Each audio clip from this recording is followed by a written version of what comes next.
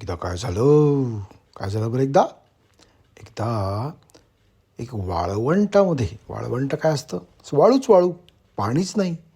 तर वाळवंटामध्ये उन्हाळ्यामध्ये खूप गरम होतं आणि थंडीच्या दिवसात खूप थंडी होते. तर त्या वाळवंटामध्ये तिथे राहणारा एक अरब होता. अरब म्हणून एक देशातले माणसं आहेत, त्यांना वाळवंट खूप आहे तिकडे. त्यात वाळवंटात तो राहत होता, एका छोट्या तंबूमध्ये राहत होता कापडाच्या, बरं का. आणि वाळवंटामध्ये कुठलं प्राणी जास्त चालतो? उंट. तर त्याचा एक उंट पण होता. तर त्याला त्या दिवशी रात्री थंडी होती, खूपच थंडी होती.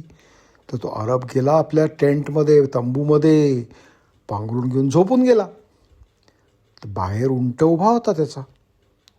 तो उंटाला पण थंडी वाजायला लागली. तो उंट म्हणला, आता काय करायचं? म्हणून त्या उंटाने काय केलं, आधी आपला एक पाय त्या तंबूमध्ये घातला बरं का अरबाच्या. तर अरब बाजूला थोडा सरकला उंटाला जागा द्यायला. मग उंटाने दुसरा पाय तंबूमध्ये घातला, शेपटी तंबूत घातली. पुन्हा त्या अरबाला बाजूला सरकायला लागलं. थोड्या वेळाने उंटाने आपलं पोटसुद्धा तंबूमध्ये घातलं. अरबाला जागा कमी पडायला लागली. तो तंबूच्या एका कोपऱ्यात गेला आणि अर्ध्याहून जास्त तंबू त्या उंटानेच घेतला. आणखीन थोड्या वेळाने काय झालं, उंटाने अजून थोडंसं हलवाहली केली आणि पाठीवरचं त्याचं मोठं कुबड असतं ना, ते कुबड पण आत घेतलं त्या टेंटच्या तंबूच्या.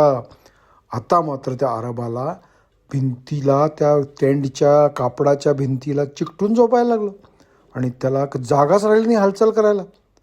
असं करता करता हळूच त्या उंटाने काय केलं, त्याला आता मानेपासून मागची बाजू सगळी गरम झाली होती तंबूच्या आतमध्ये बसून, पण डोकं, कान, मान ह्याला मात्र थंडी बसत होती तंबूच्या बाहेर. तर त्यांनी काय केलं, आपली मान आणि डोकं सुद्धा तंबूच्या आत घेतलं.